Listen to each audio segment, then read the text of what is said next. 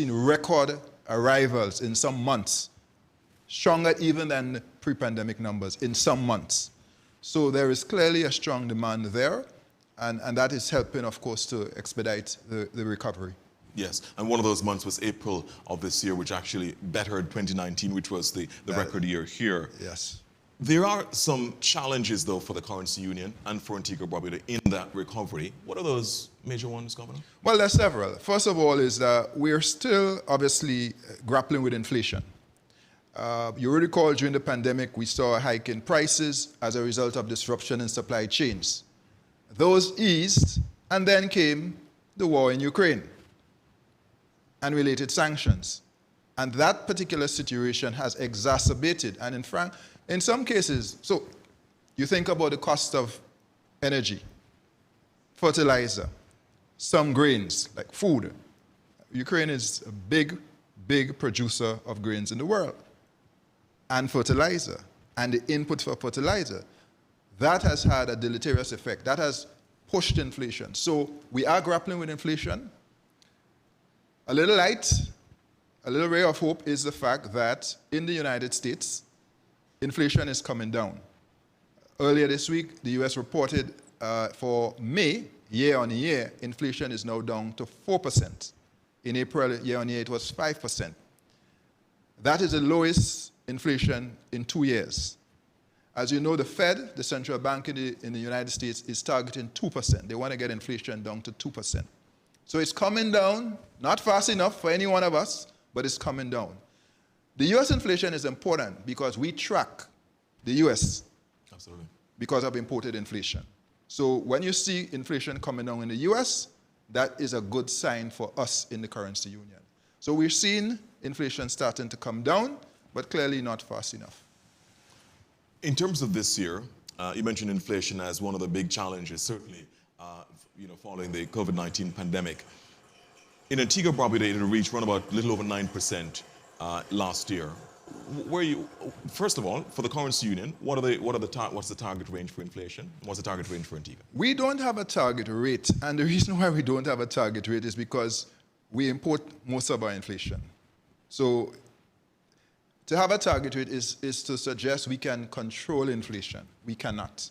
And I've said before, if we could bring inflation down, we, being the Eastern Caribbean Central Bank, we would.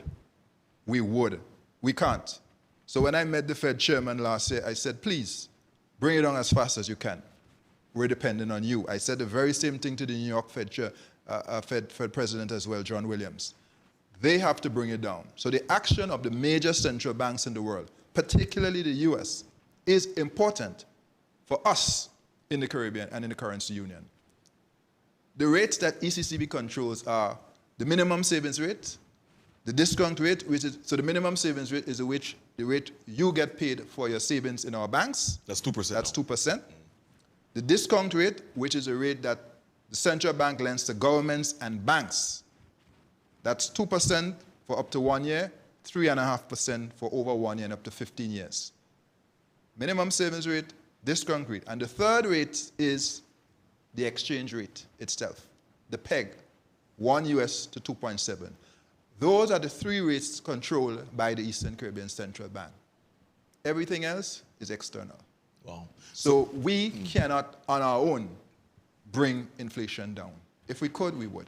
Indeed. We're going to come back to the challenges shortly, Governor. Just going back to the performance, the fiscal performance of the Eastern Caribbean Currency Union and your projections for this year and next. You mentioned the strong performance of Antigua and Barbuda's tourism and construction. When you compare Antigua and Barbuda with the rest of the countries in the Eastern Caribbean Currency Union, how is it looking in terms of growth? Antigua is growing faster. So, as I said, for this year and next year, whereas we're seeing, like, say, around 5% in the currency union, we're seeing around 9% in Antigua and Barbuda. So it's definitely growing faster than the average growth in the currency union.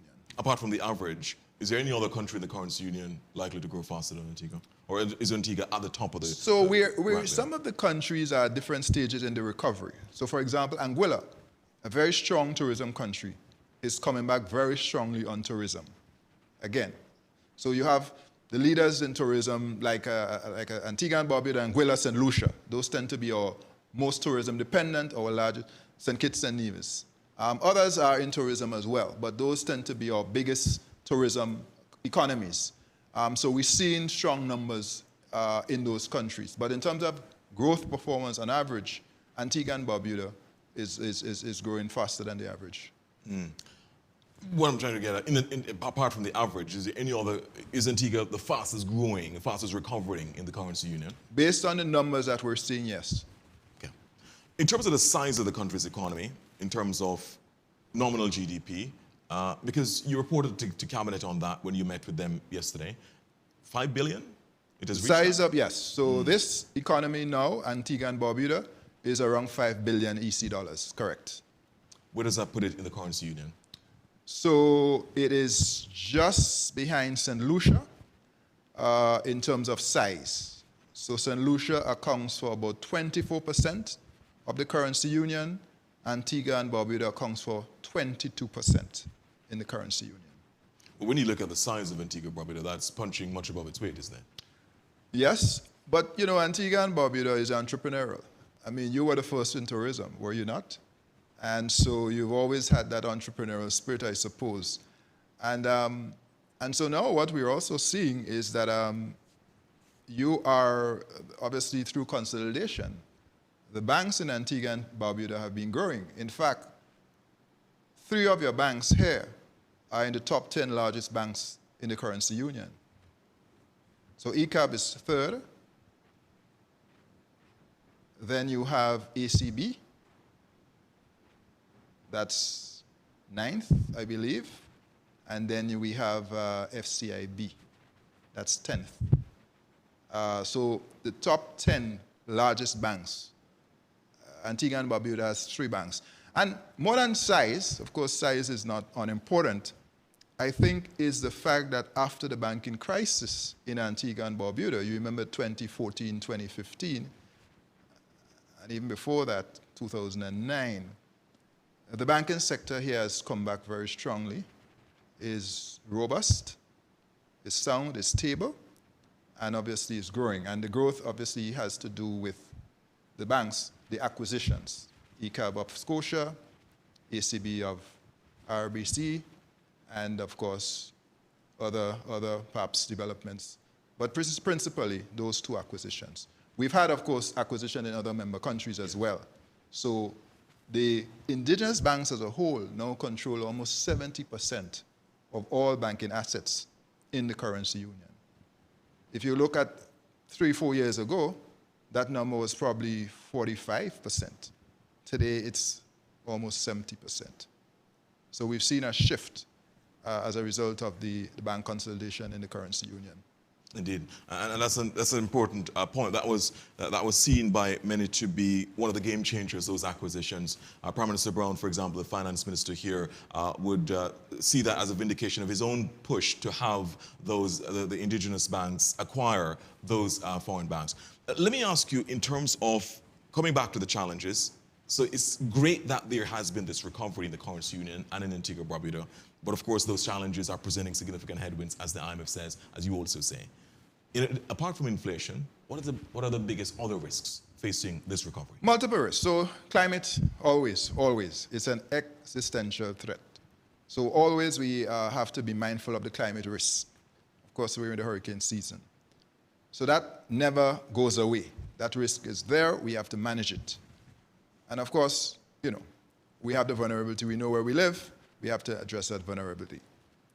Then there are other things like the whole question, of course, of cybersecurity. We are going digital, we have to, that's the direction the world is going, and there are great opportunities there. But of course, we also have to recognize there are risks which have to be managed, one of which is cybersecurity. There's the issue of crime. Crime is a concern. Crime is a concern. We are still relatively very safe countries, but we have seen an increase in crime, especially, you know, youth-related violence. That's a concern for us. It's a concern not just in terms of the economy, but our society, who we are as a people, homes, families, the future of our countries in respect of our youth. So that, you know, so this is not just economics. we have socioeconomic issues to concern ourselves with. We have unemployment challenges, especially amongst our youth, where in many of our countries, youth unemployment doubles the national average. So if the national average is, say, 15%, youth would be 30%. That's a concern. And very often, not only does it show in terms of economic output or lack thereof, but it manifests itself in social pathologies such as crime and deviant behavior. So, I mean, I mentioned a couple. There are a whole lot of things. I mean, I could get into skills. Don't get me started on that because that's a huge issue. Yeah, because you can't grow these economies sustainably without the requisite skills. And I've always said, we lose more in critical skills through brain drain than we gain from remittances. As important as remittances are, they can never compensate or replace the loss of critical skills. And in many cases, both in the public and private sectors in our region, we are struggling or not moving as fast as we could or should because of the dearth of critical skills.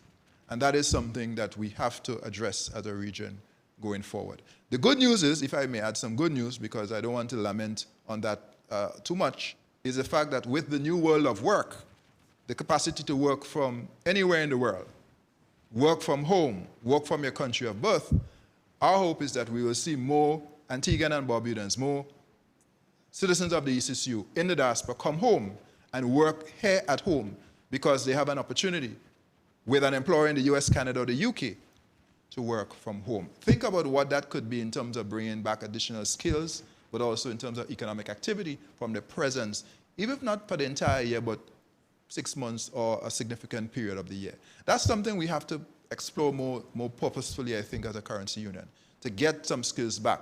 They may not be working directly in the country for an employer in the country, but they could, through their presence, provide skills, provide additional support, provide voluntary work, consult. Their presence would help. Knowledge transfer and so on. Knowledge transfer, they can mentor. Yes. Their presence would help. So we have to look for ways to tap our diaspora, and I'm hoping more of them can work from home, as in Antigua and Barbuda or the currency union, and therefore give us more of themselves. And we have to challenge their patriotic passions and responsibilities. So, well, if you know they're making some money for a while, come home for a bit. And maybe you could still make some money, but working from home. Of course, there are other things that they will be concerned about. Healthcare. Healthcare would be important. Because very often when you're thinking about coming back, you're concerned about whether or not you can access adequate healthcare. On that note, I was very pleased a couple of days ago while I was watching ABS, while doing some exercise in the morning, to see a gentleman talking about the transient dialysis now available. Indeed. That was a great, I found that very encouraging. Dr. Right. Burford, yes. Because locals and tourists can come home, Antigua and Barbuda, with a certain knowledge that they can get treatment while here. That's a very important addition, I think, not just to healthcare, but the tourism product as well. I was very pleased when I saw that service now being offered here. Health tourism as well. We're going to take a break shortly, but before, I mean, so much to talk about, so much to unpack with Governor Antoine.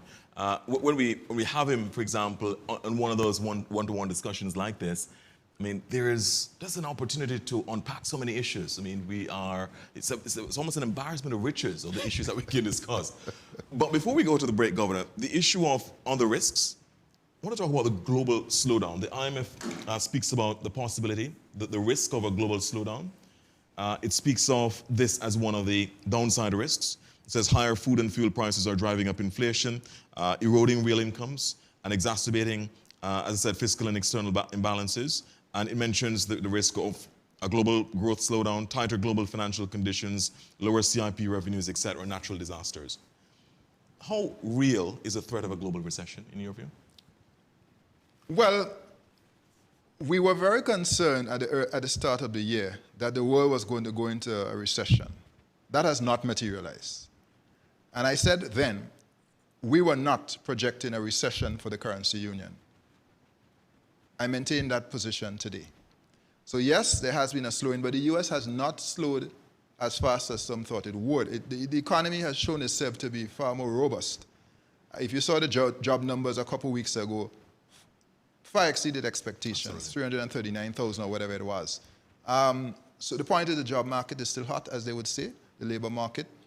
So the slowdown, while there has been a slowdown, it has not been as fast as. And at the moment, there's still a debate about whether the US might eventually hit a recession.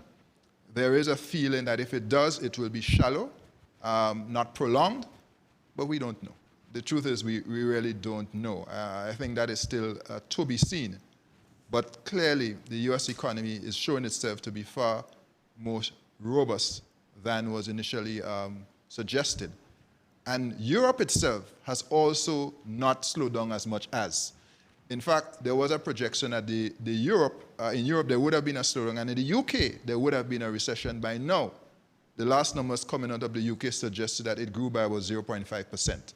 So not even the UK, with all of its challenges, Brexit included, is in a recession at this point in time.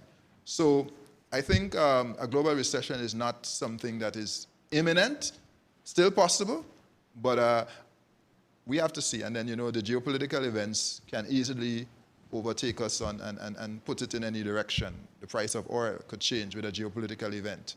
There are other things. At the moment, the global economy is expected to actually pick up next year. So the risks have receded a bit? The risks have receded. And to the extent that inflation gets under control, then that will help. Having said that, again, the picture is nuanced and you have to be careful because China has seen a slowdown. And in fact, I think they recently the central bank in China cut rates to try to stave off a further slowing of the Chinese economy. Why is that important? Because China drives growth in the global economy. China is a powerhouse, as you know. China. Yeah. So you have to watch that because China is not growing as fast. Even though they've come out of the lockdown, the zero COVID policy, they're not seeing the growth as fast as. So again, you have to keep watching all of these things. For us, we always start with the US because it's our major trading partner and our dollar is pegged to the US dollar. And so we monitor that very closely. But you have to also look at the rest of the globe. And the geopolitics is very interesting and can go in any direction. Absolutely. The shifting sands of geopolitics are extraordinary. One last point before we go to the break, Governor. The issue of the loss of correspondent banking relations. Perhaps you would have answered part of it when you mentioned the strength of the indigenous banking sector, because the indigenous banks are becoming stronger, better capitalized. Has that receded? Has that caused a kind of receding of the risk of the loss of correspondent banking? The threat is, the threat is still there, but it has receded. In other words, we've not seen too many additional terminations. We've had one or two, but not a whole lot. Because our indigenous banks are stronger, larger, have more financial muscle, they're better able to negotiate correspondent banking relations. So we've had, in fact, in some cases, we've seen a couple of the correspondent banks renew interest in doing business with our indigenous banks. So our larger indigenous banks have 2 or 3 correspondent banks. Having said that, we have to remain vigilant. And that is why,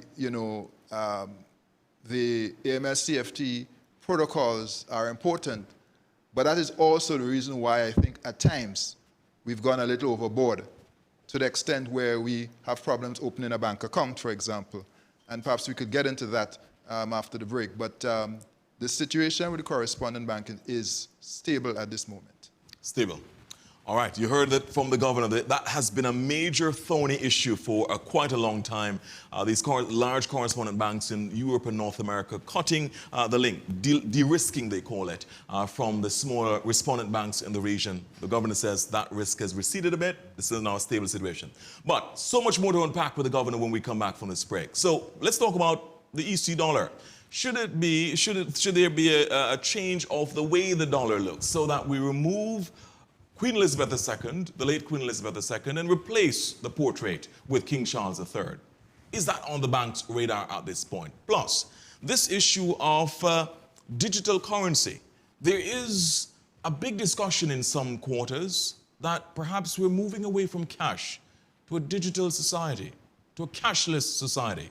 Is that on the bank's radar? What does Governor Antoine have to say about that? And also this thorny issue. Should the governor and the bank increase the minimum saving rate 2% on your money? Should you get more? What are the considerations?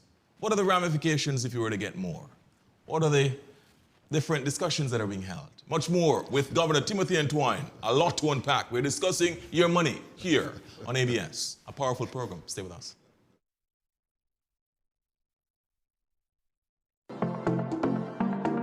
The future is here. Everybody must be aware. The cash taking easy digital. You don't need to use money physically.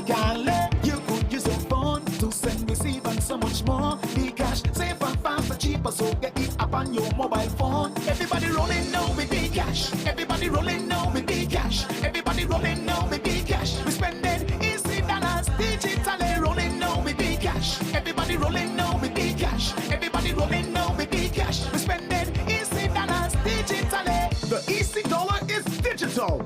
Make payments safer, faster, and cheaper with Dcash.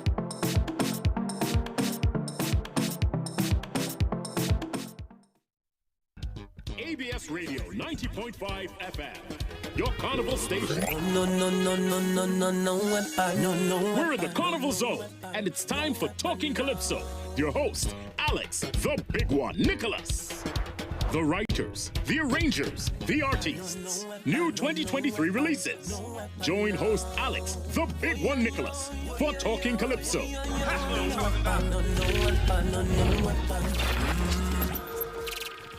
We love our fathers. I love you, Daddy. I love Daddy. The Medical Benefit Scheme presents its special Father's Day fitness walk from MBS headquarters to Hawksbill Beach on Sunday, 18th June 2023. Starting time is 3:30 p.m. with warm-up at 3:25 p.m. Come walk alongside Dad and bring along the entire family for good health and good vibes. There will be prizes for the first youngest father, first oldest father, and first child to cross the finish line. There will also be a prize for the largest family, but it must include Dad. And stick around for a special Father's Day lip sync contest. Registration is free. Just wear an old MBS t-shirt and invite the entire family. Follow us on Facebook and Instagram for more info. Bring your daddy, bring your father, bring Papa, and come.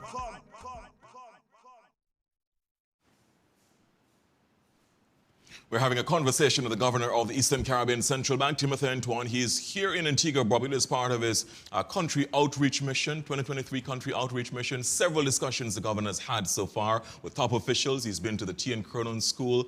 He's engaged in several activities, as we said, but the visit would not be complete unless and until the governor actually sat here with us in the studios of ABS Television to have a conversation. And that's what he's doing this evening. Of course, you'll be able to weigh in on our discussion as well on our social media platforms or call or WhatsApp a bit later on. So have your questions ready. For example, somebody was messaging me earlier today to mention a few things that just in case they didn't get to call in, they wanted us to raise with the governor as well about the issues of banking, commercial banking and so on in this country. We'll get to that issue of audience participation later. But Governor, thank you so much for staying with us. But before we continue, just another quick issue of the fiscal macroeconomic indicators in the region. Debt to GDP. How is the region doing with managing its debt? And how is Antigua and Barbuda comparing? Right. So as a target, we target 60% debt to GDP ratio, 60%. Before COVID, at the end of 2019, we were, as a currency union, at 66%. After the shock of COVID 2020, we saw that jump to 88%, from 66 to 88. Now that the recovery has begun, the debt to GDP ratio is slowly coming down. So it came down to actually 70-something, 78, 79. This year it's going to drop to probably mid-70s. So we have a ways to go to get back and to get on track. But we've seen countries starting to lower. Antigua is 90-something percent. It was over 100 at one point in time. It has come back down under 100, but clearly has some ways to go to get close to and under 60%. And so you need a combination of growth, and obviously you also have to manage debt going forward. Indeed, because of course it's a numerator and a denominator. Correct, with that is Indeed. correct. Indeed. Let's look at some money matters, Governor. So are there any plans to change the way the Eastern Caribbean dollar looks to take away the portrait of the late Queen Elizabeth II replaced with King Charles III? King Charles III? Yes. No. So we do anticipate there will eventually be a change on the image, on our currency.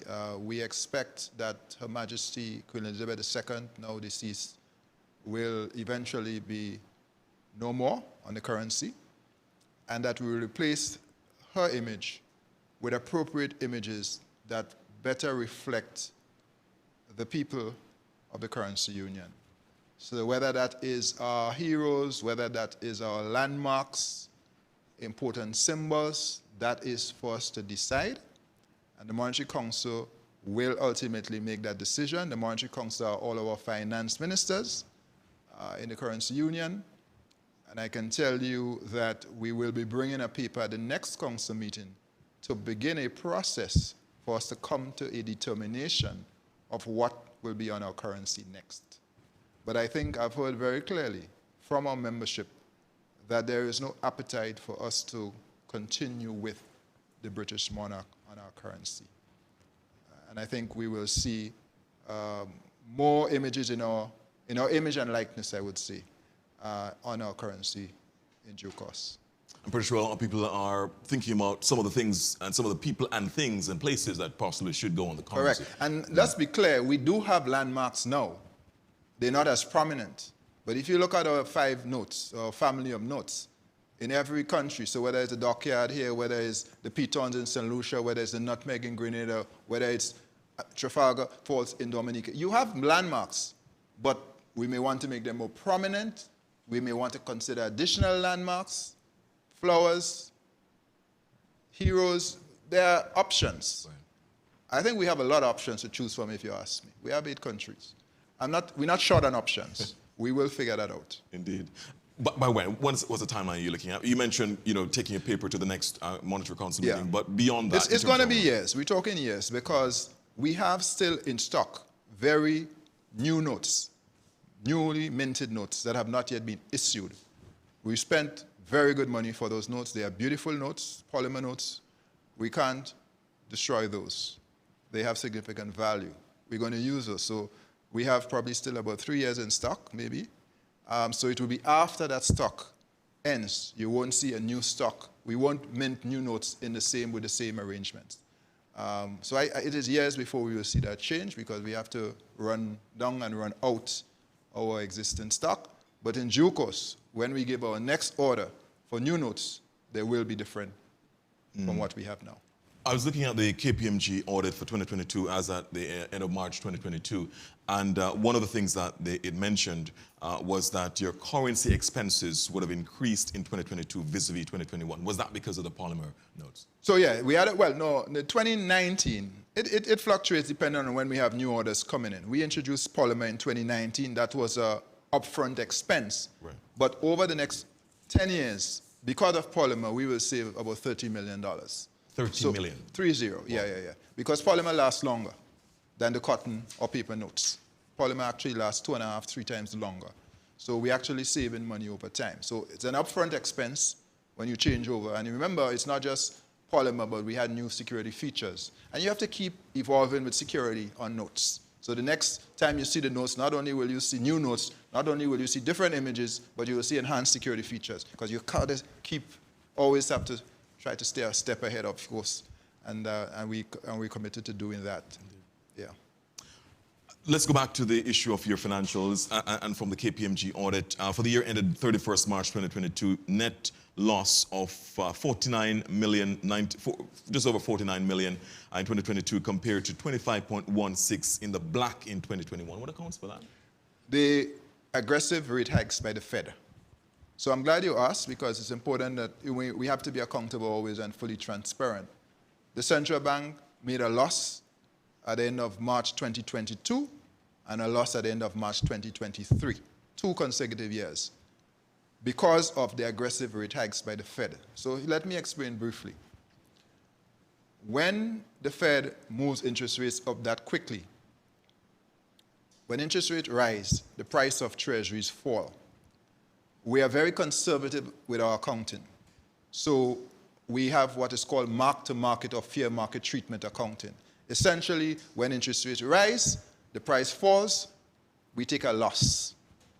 That's just an action by the Fed. That is nothing. It's out of your hands. It's out of our hands. And initially, of course, interest rates were very low. Interest rates are now very high. They're 5% and potentially could rise even higher. So now, this new financial year started April 23. We are enjoying the benefits of these higher interest rates. So we're back in the black in this financial year, which started April 2023. And I can tell you, as of today, for the first few weeks, we already have $13 million in profit already for the first 2 months. So investment losses occurred because of the rate hikes, and not just increased, they aggressively increased. So we had to reflect those in our accounts, and that is what explained the losses. But you will see a strong rebound in the profitability of the bank this year. So this is April 2023 to March 2024. And in relation to, of course, these were rate hikes to battle inflation because central banks around the world were significantly raising interest rates to contain inflation. Correct. Perhaps the only country in the world that was going the opposite way was Turkey. They were actually dropping interest rates to fight inflation. Very, very strange logic anyway. The issue of, what was the impact of that, of these losses? No, well, we had our balance sheet is strong. So, I mean, we absorbed the losses. Okay. We took them in our general reserves. We basically drew down on our general reserves. Okay. Because prior to that, for the 5 years prior to that, we were making very good profits. 2020 was a record year for the bank in terms of profitability. We were putting all of those into our reserves, general reserves. We're building that up. So when we have a year of loss, we take it from our reserves. When we have profit, we put it back in our reserves. So that's why capital is important for the rainy day, to absorb a shock, to absorb a loss. It's actually the same principle with commercial banks. You tell banks, maintain capital to have the capacity to absorb a loss for whatever, whether it's a COVID situation or hurricane situation or whatever. And so we have absorbed those, and we're now replenishing our general reserves with the new profits coming in. That you're making. Interesting. So here's a $64,000 question or $64 million question, depending on how you look at it, Governor. The 2%, and that was, my understanding is from about 2015 you had it at 2%, however long it was. 2013. 2013, there you go. 2% minimum saving rate. Isn't that too low, Governor? Is it time to raise it? It's one of the highest in the Caribbean. It's one of the highest in the Caribbean. And the reason why it's not low is because the Monetary Council, on our recommendation, has kept it at 2%. So if you recall, it was 3% in 2013, and it came down to 2%. The truth of the matter is that in most countries in the world, there is no minimum savings rate. That rate is determined by the market, supply and demand. In our situation, deposits have been growing faster than loans. So the banks have excess liquidity. So if we stepped away and said, we are liberalizing this market, the central bank will not interfere. You would be getting, I would be getting less than 1% on our savings in our banks. Just because the banks have more money than... Because they're extremely liquid. Deposits are rising faster than loans. So if you go look around the region, you go to Trinidad, Barbados, savings is less than 1%. Now, there has been an argument made by many in the past that we should lower the rate even further to help the banks to bring down their mortgage rates and to bring down the rates they charge on loans. But as we've said before, and I repeat tonight, the driver of interest rates in the region is not the central bank. It is competition among the banks, and of late the credit unions, which have joined the competition. Yeah.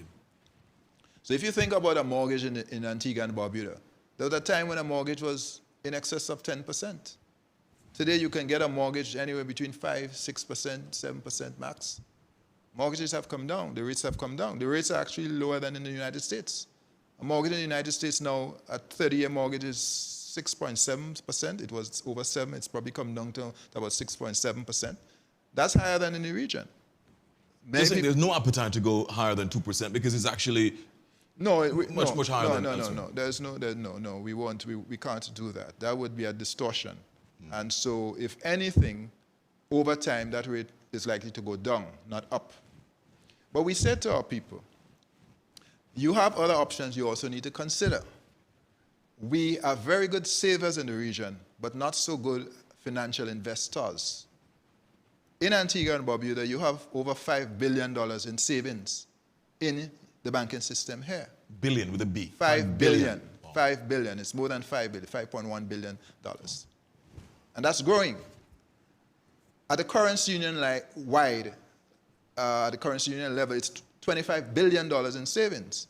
But then here's the thing. When you ask how many people in our region are investing in the market, financial markets, that's 4%, 1 in 25. In the United States, it's 60%. 3 in 5 persons in the US invest in the stock market. It's a perennial source of wealth creation. And so our argument is that rather than simply look at the 2% in the bank, I mean, if that's what you want to do, that's what you want to do. You need to put some money there, but also explore using the market.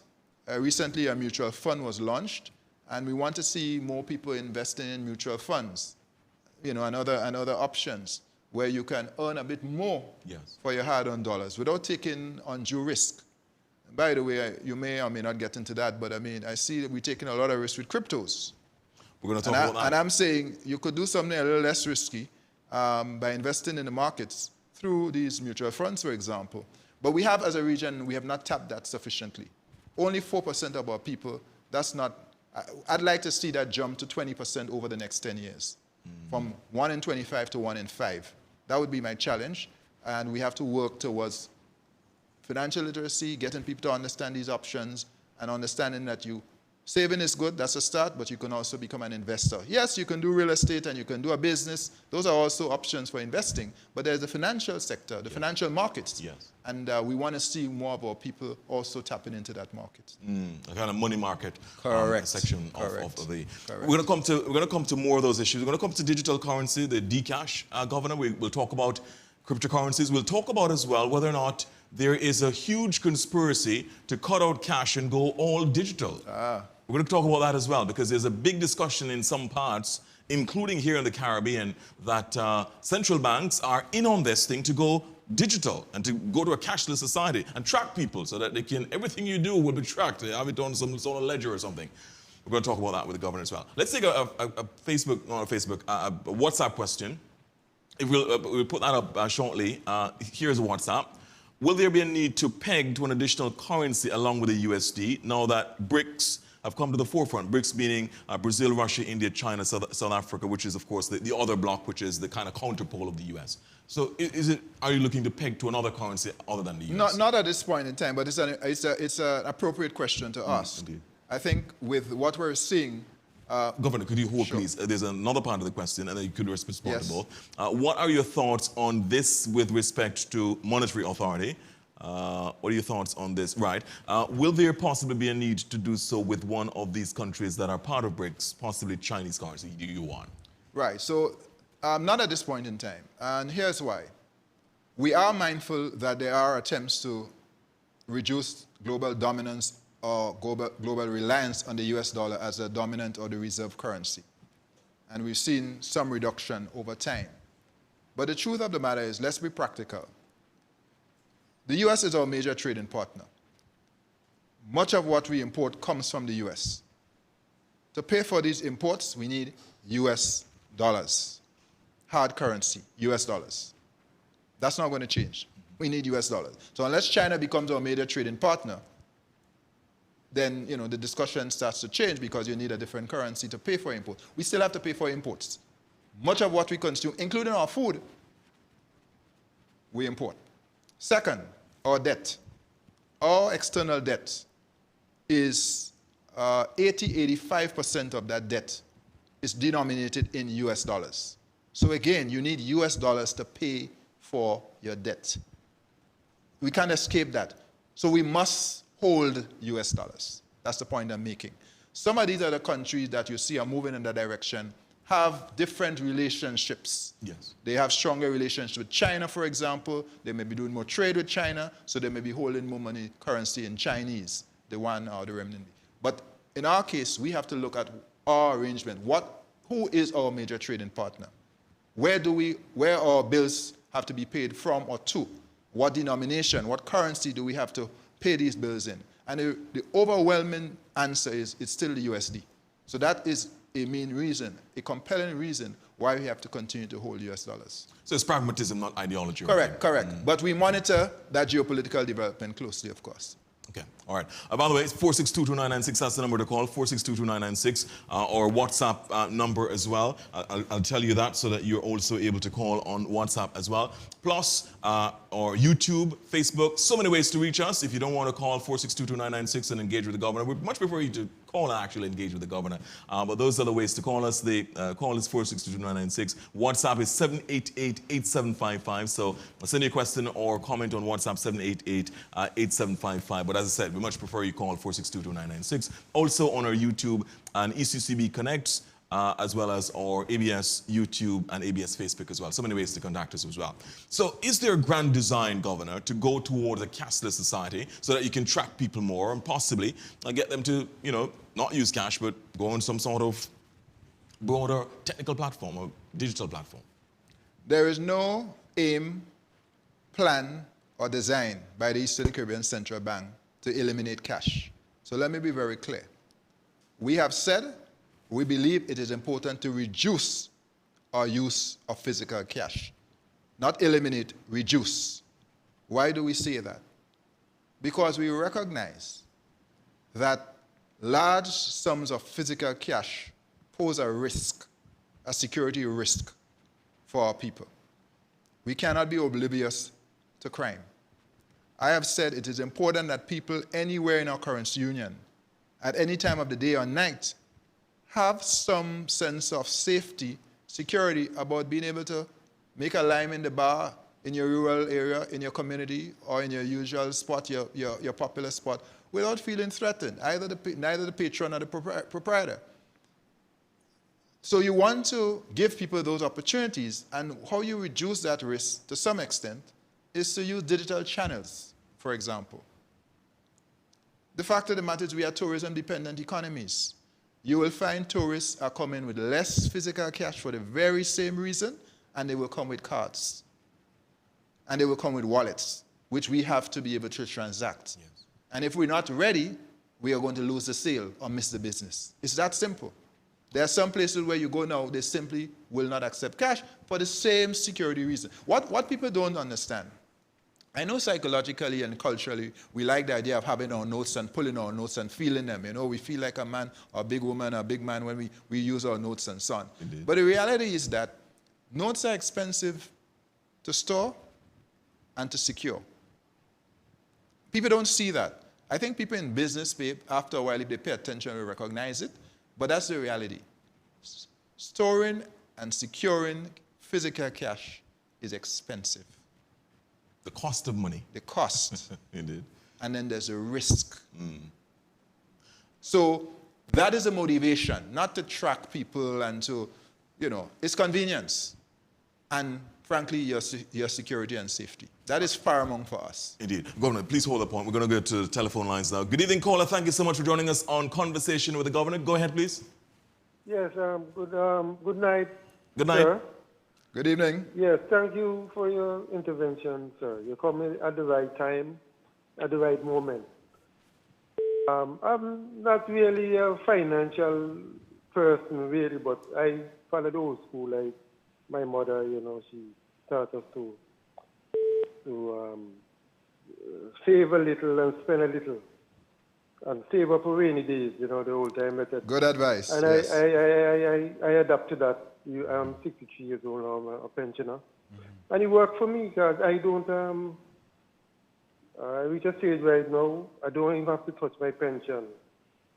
You come and you stay there, and I don't have to go into my pension money because I save a lot in the latter days, and you pay that for me now. Very good. What I'm questioning here, would you believe that if you have a pandemic and you're heavily dependent on government, and government should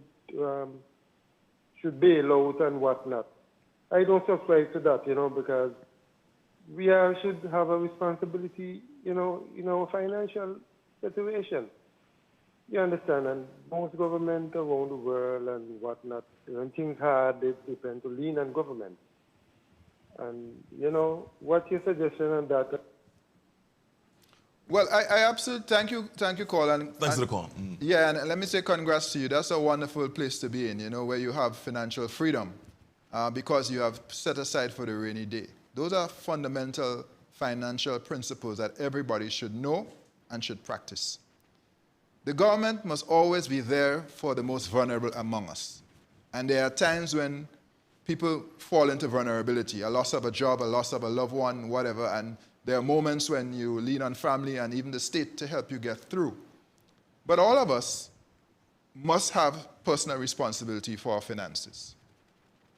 It's funny that people don't want to pay taxes, but they have an expectation of everything from the government, including concessions or exemptions from tax. And I know this is a thorny issue, but we have to be very honest with each other here, Garfield. Antigua has one of the lowest tax efforts, has the lowest tax effort in the region, not one of the lowest, the lowest. It's nice to say you have low tax, but then Antigua and Barbuda also has one of the highest payables, as in arrears to domestic suppliers in the currency union. We have to resolve that. These people need to be paid. So there has to be an honest conversation about what is the appropriate tax structure for Antigua and Barbuda to ensure that people are paid in a reasonable time frame without, of course, overtaxing the nation. Indeed. And I think those discussions need to be had. So to the caller, yes, you're right. We need to put aside a little bit for the rainy day. We need to be able to help ourselves and others in times of need. And the state must always be there to provide for safety nets for the vulnerable among us. But this over-reliance on the state is something that we have to watch. I see a trend where these safety nets seem to be getting larger and larger, and not all of them are particularly well targeted. And this is a general comment I make of the currency union, so not specific to Antigua and Barbuda. But I think everywhere, including here, you need to look at your safety nets, make sure they're properly targeted. You need to look at exemptions from taxes and make sure that you collect some more so that you can pay the small man when his bill is presented to the Treasury. In other words, the small man has a family too. Indeed. And a business to run. So we have to get that balance right. In other words, there can't be welfare states in the ECCU. Or as Lloyd Best used to put it, nanny states. There you go. There you go. All right, perhaps leave that to the Scandinavian countries, right? Let's go back to the telephone lines. Good evening, caller. Thank you so much for joining us. Go ahead, please. If you'd like to make a call. Oh, geez, so sorry, we missed that call. So 462-2996, please call us back, 462-2996. Here's a WhatsApp question. About 3 decades ago, we used to get permission to buy US dollars, and given to the purpose of the money, the finance minister would decide whether to grant you permission to buy all you need or some. There was therefore a very lucrative black market selling US dollars. Fast forward to today, we go online and purchase goods and services in US dollars without any care. I think there's another part of that. That's coming up next. How long will this last? And do you foresee a future where we would have to place foreign exchange measures to limit the outflow of our US dollars or foreign exchange? No, I don't foresee that at this time. So the caller is the person is referring to the days when we had foreign exchange controls, when we had Form E's or whatever you call it here, where you had to get approval. You're traveling, you need foreign currency, you have to go to the Treasury or wherever, and you have to get the thing stamped and then go to the bank and get your foreign. We eliminated that a long time ago. 20 years or whatever, how long it is now. I don't remember the exact year. But foreign exchange controls were removed. That's a powerful testament to the strength of our EC dollar and how far we've come. There are countries larger than us in the Caribbean, in CARICOM, where you still have to get permission, where you have foreign exchange controls. We do not. And caller, we do not anticipate imposing that again. Those times have long gone, and thankfully our dollar remains strong. Even with the pandemic, we weathered the storm very well. The EC dollar remains very strong. And so that's one of the blessings of a strong EC dollar. You can get foreign currency. As the caller said, you go online, you go on Amazon, click, you buy, you're using foreign currency, you don't get permission from anyone. Not even a thought about it. Right. By the way, the reserve ratio is still about 97%. The backing ratio? It came down. It came down during the COVID. It came down to 89, 90. It's now back up to almost 92, and it's rising again. Okay, all right. So the backing is strong for the dollar. And the law says 60%, so we are well above the requirement in the law. Indeed. Let's go back to the telephone. I think this is the caller that we missed a while ago. Good evening, caller. Go ahead, please. Yes, good evening. Sure. Mr. Antoine. Central Bank. I realize that you're speaking on the behalf of the Central Bank. But then we are on a digital path where we have, one can open a digital account and do not have a bank account. Are you aware of that, sir? Am I aware that you have a what account? Could you repeat that, caller? One can open a digital account Yes. and not having a bank account. Are you aware of that? He says one can open a digital account and not have a bank account. In our banks, I'm trying to follow you. Go ahead and maybe I'll follow you as you continue. You can have an account online. Yes, that's fine. Are you aware of which is the first legal digital currency in the Western Hemisphere? I said legal. He's asking if you remember the first legal digital So currency. the Eastern Caribbean Central Bank is the first currency union in the world to issue a digital currency. That is fact, and one of the very first central banks, period, to issue a digital currency. And I want to be very clear, a digital currency is not a cryptocurrency. A digital currency for us is the same EC dollar issued in digital form. Same backing with the same reserves and the same balance sheet of the central bank. Well, I'm saying to you, independent digital currency that are from a central digital standpoint. I'm not talking about a conversion of the EC dollar that you make mention of just now. Are you aware of which currency is that, sir, in which country has the first legal digital currency with a digital central bank backing? Yeah, caller, could you get to the point? What exactly are you asking of me? I want to understand your question. Please. Take it easy, sir. Don't do that. That's not nice. Jamaica is the first legal, Jamdex of Jamaica is the first legal digital currency in the Western Hemisphere. But that is not correct. And that's the point I made. The information is there, sir. So don't. Can I speak and then you speak after? But caller, we're running out of time though. Caller. That's one part of it. Though we have the BRICS school. Are you aware caller, of may I say this? Countries right at this point? Caller, may I ask you to just ensure that you make it the point as concise as possible, please, because we have other callers, we have other ways for people to reach us. Just make your point as concise as possible, please. Thank you. Mr. Burford, okay. There's a number of countries that now align with BRICS. And this new development bank by the BRICS countries, that is in Shanghai. And they have the CBDC, which is central bank digital currencies. So all those countries, as they de-dollarize, they move away from the fiat currency and now move into the digital form of their currency. And they are now setting up they now have, from their central bank, they now set a date for the 22nd of August, 2023, where they will have, they will meet in South Africa, and they will have, in their meeting, they will discuss the replacement of the US dollar as the world reserve currency and a new order. Okay, all right, thanks, caller. Really appreciate it. We're going to get Governor to respond. Thank you so much. We'll have to probably get you back another time because we're running out of time. Yes, Governor. I think he was talking about the move away from the US. Yeah, so let's just be factual here. The Bahamas, with the sand dollar, was actually the first country in the world to issue a digital currency. The Bahamas. The Eastern Caribbean Central Bank was the second country or central bank in the Caribbean to issue a central bank digital currency, and the first monetary union, because we are a monetary union. Mm-hmm.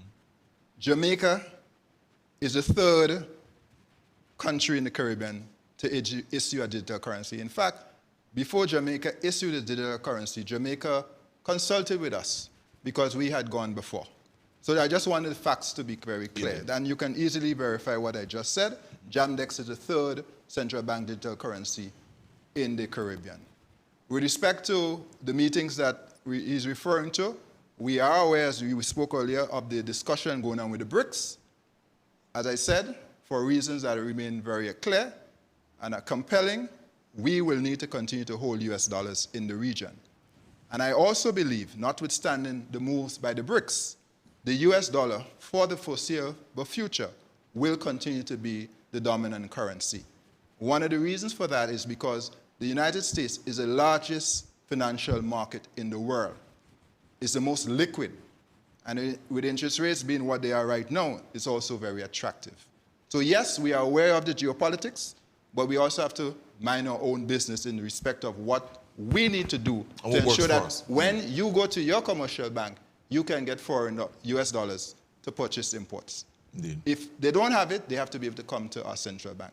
That is why we need to continue to hold US dollars. So in other words, what practically works for the region. Correct. It's about pragmatism, not ideology, as you said. Correct. Indeed. All right, let's go back to another WhatsApp question, Governor. Is it up to the banks to incentivize and encourage more investing as opposed to savings? Is it up to the banks to incentivize more investing as opposed to saving? No, I think it is up to us. It is our money. The banks don't own the deposits. They hold it in trust for us. They give us a return, which is the minimum savings rate, or whatever rate it is that you negotiate. So it is for us to actually look for additional ways to make our money work for us. And what I'm saying is that you always want to have some savings. Like the gentleman said earlier, you have to put aside for the rainy day, as he did. Commendable. But I am also saying, if you have $10,000, maybe you put $5,000 in savings and you put something into an investment account. You don't have to put everything in investment, but I'm saying you should not necessarily keep all in savings either. You need to find a balance. It is savings and investing. And what we want to see is more of our people move into financial investing.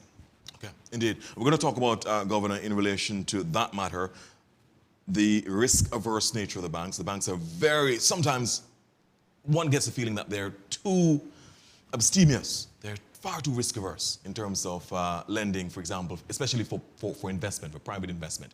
Let's go back to the telephone lines. Good evening, caller. Thank you so much for joining us on Conversation with the Governor. Go ahead, please. Good evening, caller. Your background is very noisy. Good evening, caller. Hi. Yes, go ahead, please. Good evening to the panel. Good evening. Hello? Yes, we're hearing you. I think you need to turn down your television or your radio. It's going to confuse you. Clearly. Anyway, especially to Governor Antoine. We are happy to have you, sir. Thank you. And to your staff, who I know it's not easy to be dealing with everybody with different views and ideas. And we want to thank you, sir, for guarding our money and keeping it safe and protected. I have a issue. Yes. Why is it the banks are charging us so much money to change a check if we don't have an account here? Are you aware of that, sir? Yes, I'm aware that they're charging, and we are concerned about some of the charges. So you will be doing something about that, or they will be doing something about it. It's killing us, the poor people, you know. Yes. So we are, yes, caller, we're very concerned about some of the fees and charges. We've heard. Yes, we are concerned, we are aware, and we are concerned. So what are we doing? We are now working on a proposal.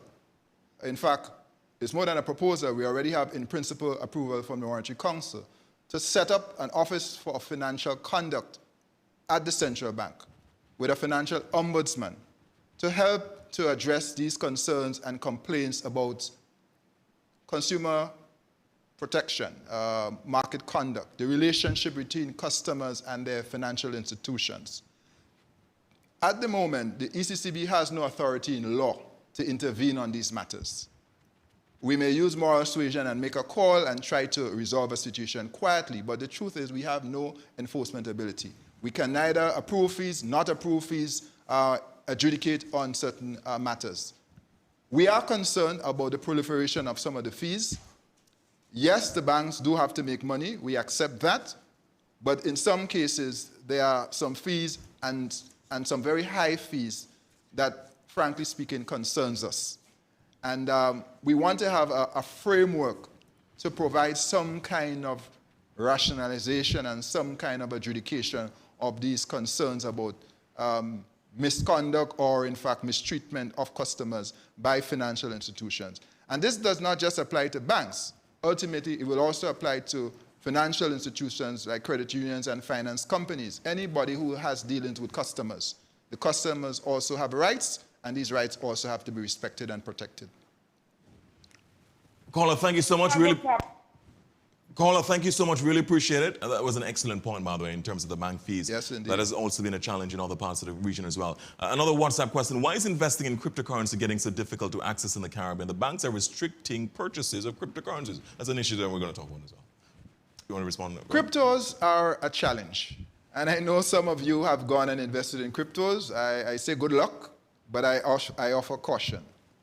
One of the reasons why it is so difficult is because cryptos are primarily largely unregulated. So whereas with a digital currency such as issued by the central bank, it is regulated, it is issued by the central bank. We have, a certain framework for anti-money laundering and combating financing of terrorism. A lot of these cryptos have no such controls, and they certainly are not regulated. And because of recent development, like the collapse of FTX and other crypto exchanges, there's been a crackdown by the US in particular. So if you notice, they just took a position on Coinbase and a couple of these other entities, declaring them to Binance. Be unauthorized. Binance, correct. Right. Unauthorized, doing unauthorized securities business in the United States. The reason for that is that people have gotten hurt. People have lost money. So that has caught the attention of regulators. And the view is that you can no longer allow these things to just operate there. Because they're still relatively small in the global scheme of things, there has been a school of thought, just ignore them, let them figure out the fittest will survive, who perish, perish. But when people start losing money, then the public authorities feel a compulsion to act. So that is why you've seen a crackdown on cryptos. More than a year ago, I foresaw we would end up here, because you can't have these unregulated entities operating. And let's be honest, while you want ease of payment and ease of transfer of means of payments and so on, in some cases, some of these cryptos, their business model is predicated on secrecy to the extent that some are being abused or misused for money laundering. And that will not go unnoticed or unchecked. So it is going to be more difficult, not less difficult, frankly, to do cryptos business, because there's a real concern globally among central banks, among governments, among financial authorities, and by people who have lost money complaining that they've lost money.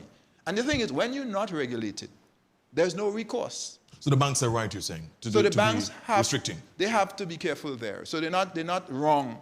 They're right to be careful with investing in cryptos, because potentially you could lose money, or they could be facilitating money laundering. And that, obviously, they do not want to do.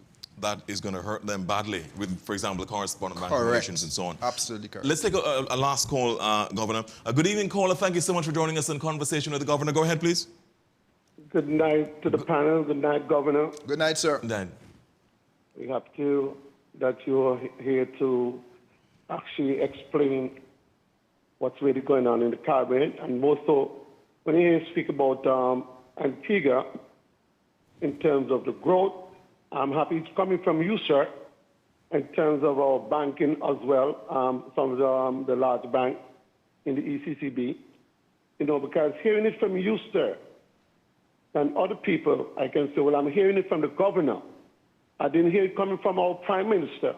So now what the governor is saying in terms of how well Antigua is doing in terms of the tourism and so forth coming out of the pandemic, I feel so proud of you, sir, that the governor of the ECCB could come and tell us how well that Antigua has been doing. So I take my hats off for you, sir, and have a good night. Thank you, and remember us in your prayers, please, sir. Thank you. Good, sir. Appreciate it. Thank you, caller. Really appreciate it. Governor. Eastern Caribbean Central Bank exercised its powers under Section 138 of the Banking Act of 2015 in relation to St. Vincent and the Grenadines, First St. Vincent Bank Limited, with effect from the 26th of May. How is that one going? It's going well. The resolution has proceeded well. So what we did there, it's a fairly small bank, well, a very small bank actually, although the oldest bank in St. Vincent and the Grenadines. We had to take steps in there to protect depositors and creditors. So most of the depositors have in fact been transferred to Bank of St. Vincent and the Grenadines. And so like 97%, I think it is a number, have been transferred. And that is going quite well. I've checked in and reports from St. Vincent and the Grenadines. They're moving forward. Now, the other side of it is the receivership for the remaining deposits that are in the receivership. And the receiver is working to ascertain the value of those assets and to be in a position to determine what the distribution will be. But we've worked very closely with the Bank of St. Vincent and the Grenadines, the government of St. Vincent and the Grenadines, and to date, the resolution is progressing quite well. To be clear, in Antigua and Barbuda, you mentioned that the banking system, the financial sector is strong and sound, to use the words. Stable, yes. Stable. Is there any concern about any of the institutions in Antigua and Barbuda? We don't have any particular concerns at this time. So we work with our bank's licensees on an ongoing basis. We do on-site inspections all the time. During COVID, we were doing them off-site. Now that we're traveling again, we are constantly in the countries, in the banks, looking at what they're doing. In most cases, we prepare what we call a memorandum of understanding for them to take remedial actions. So every bank will have some remedial actions to take. That is just standard practice. You are excellent, Burford, but I'm sure you have a little room for improvement somewhere. Always. Right? Indeed. So do I. Indeed. In fact, a lot of room for improvement. So you're weak to hand in no, in fact. So, you know, we continue to work with our banks. As a general thing, we've been concerned about non-performing loans.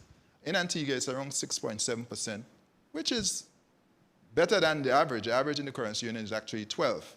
But what we like to see is NPLs under 5%.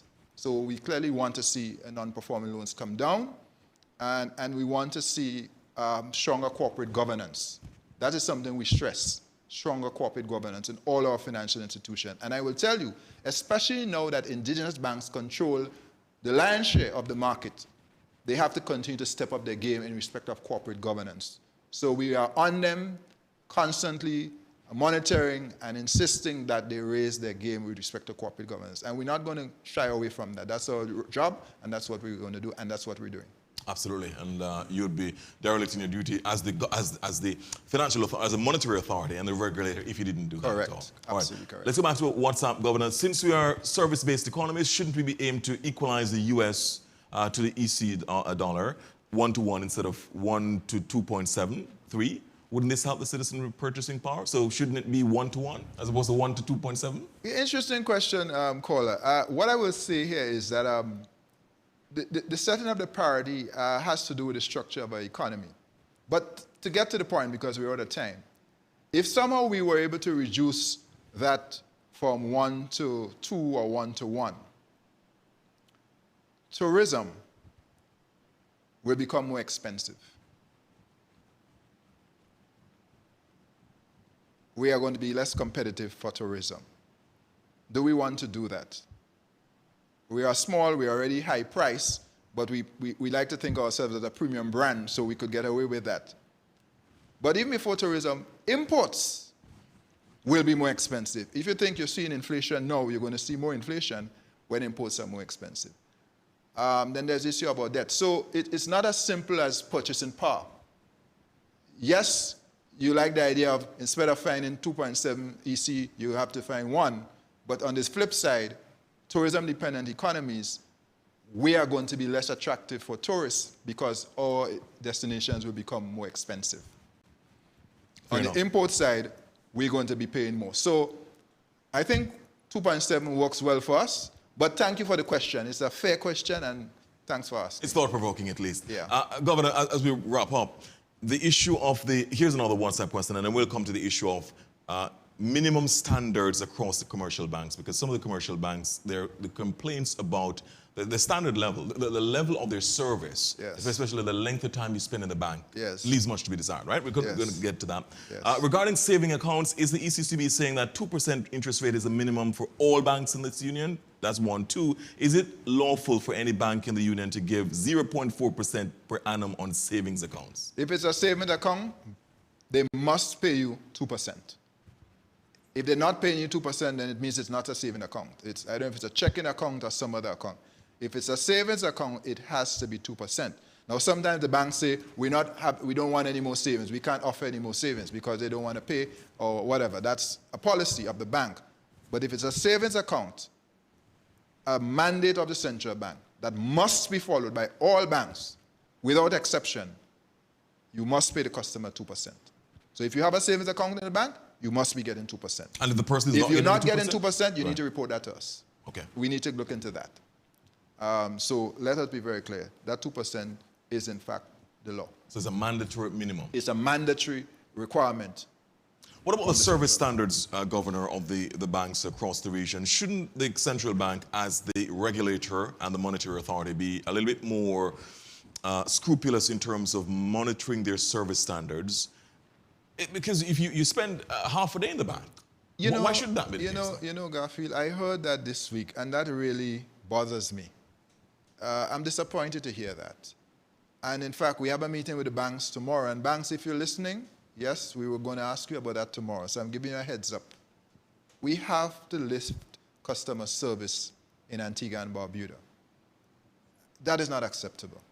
People can't be spending a half day and a half morning in a line. One guy said he went into a bank, he saw 5 people, and he said, good, I'm getting out quickly. And he was there for hours. Something is wrong with that. Time is money. We have to do better. I do know that the banks are encouraging people to use digital channels for faster service. And there are instances where you could avoid the lines, and you should avoid the lines. It's like paying your utility bills. Now that you could pay it online, why would you want to go and line up to pay bills? You're wasting your time.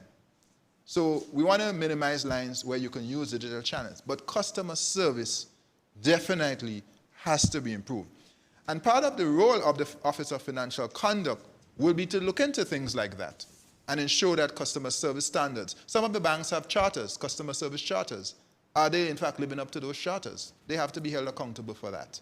So banks, we have to do better there. You have to do better. And the people are speaking, and you have to listen to that. In terms of this body that you're trying to set up with a financial, is it called financial ombudsman? Yes. When are you looking at the timeline for that? Well, we expect the proposal, the final form, to go to our Monetary Council probably in February. We did get outline approval in October last year, so we're working now on the design, and then they will have to get a formal approval, and then we have to set it up. So it's going to take a little while to set it up, but we're moving with pace because we know this is an urgent issue.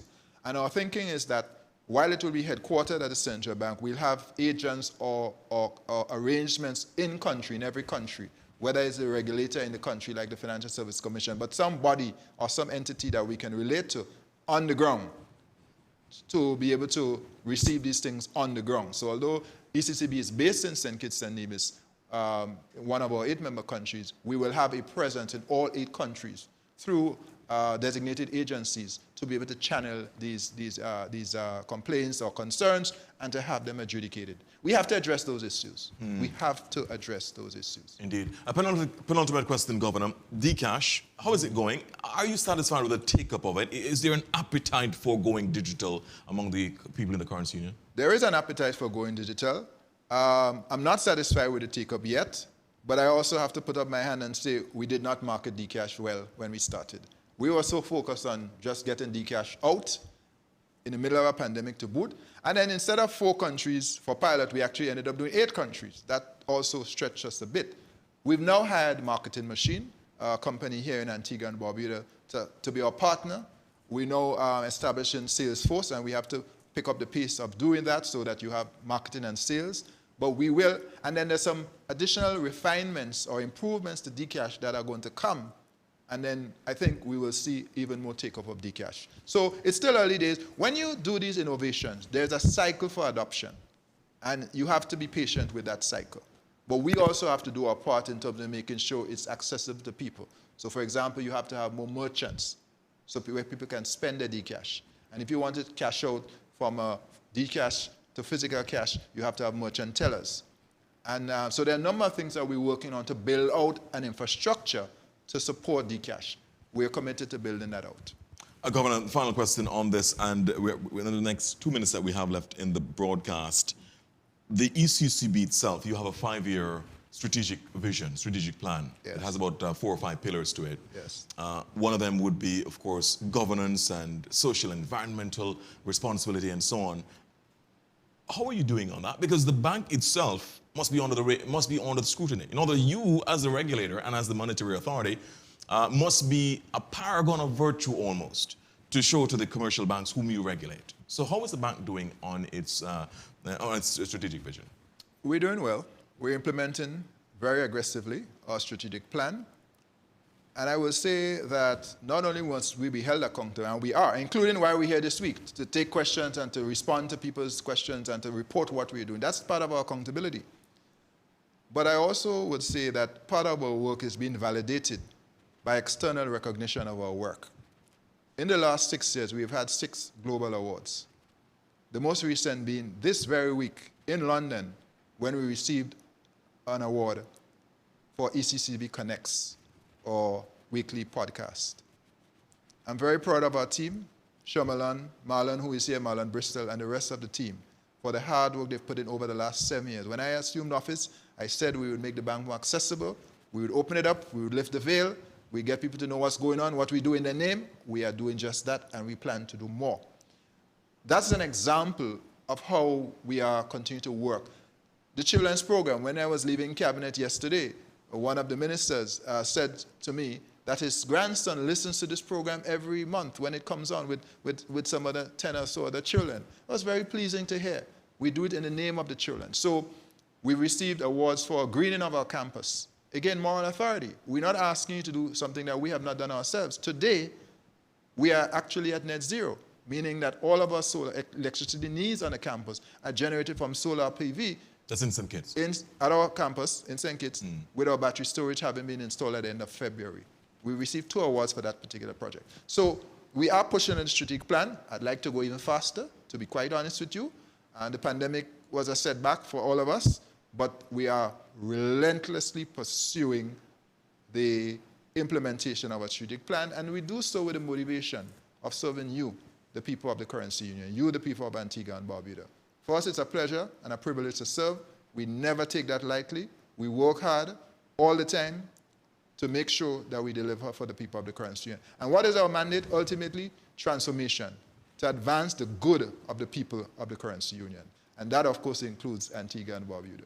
Will the governor be more accessible for possibly more interviews with members of the media, Governor Antoine? For example, I was trying to reach to the governor a few months ago about the impact, the possible ramifications of some developments in the U.S. Might have been the discussions about a default and so on, but it was difficult. Will the governor be more accessible? We will be more accessible. I did circulate a note at that moment to our board and council on those developments, and I did consider making a public statement. I was a little concerned that perhaps that would create unnecessary anxiety where there was none to be really had. To be honest with you, what was going on in the U.S. was not directly affecting us. We checked, none of our institutions were directly exposed to Silicon Valley Bank, and therefore, we didn't want to create an issue where there was no issue. We did our homework, we did our due diligence very quickly, and so I did brief our finance ministers, I briefed our board on that. But yes, Mr. Burford, I am committing to be more accessible.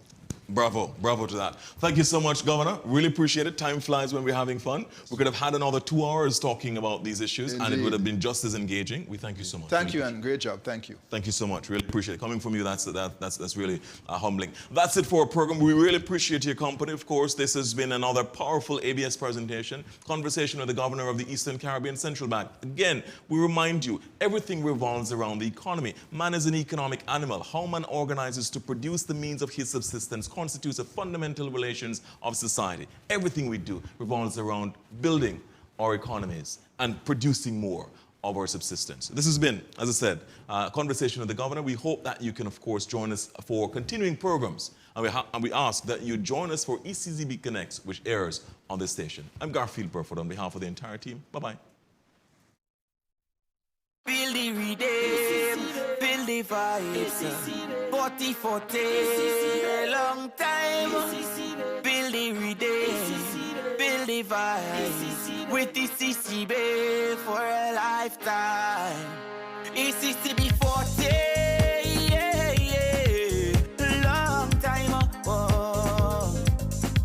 Celebrating 40, yeah, yeah. Long time. Oh. Feel the rhythm, feel the vibes. 40-40, long time. Feel the rhythm, feel the vibes. With the CCB for a lifetime. Everything intact, we making impact. With the cash, Digital currency. quick to react, so we could relax, and that is fact. Reliable. The ECCB protects you and me in each and every ECCU country. Strong polymer currency and solar powered energy, oh yeah. ECCB 40, yeah, yeah. Long time, whoa. Celebrating 40, yeah, yeah. Long time, whoa. Feel the rhythm, feel the vibes. 40-40, long time. Feel the rhythm, feel the vibes. With the CCB for a lifetime. Always coming through for us, a central bank to trust. 40 with no fuss, can't wait for 40 plus. Education, wealth creation, teach transformation. The CCB protects you and me in each and every ECCU country. Regional brilliance and vigilance, oh yeah. ECCB 40, yeah, yeah. Long time, oh. Celebrating 40, yeah, yeah. Long time, oh. Feel the rhythm, feel the vibes. 40-40.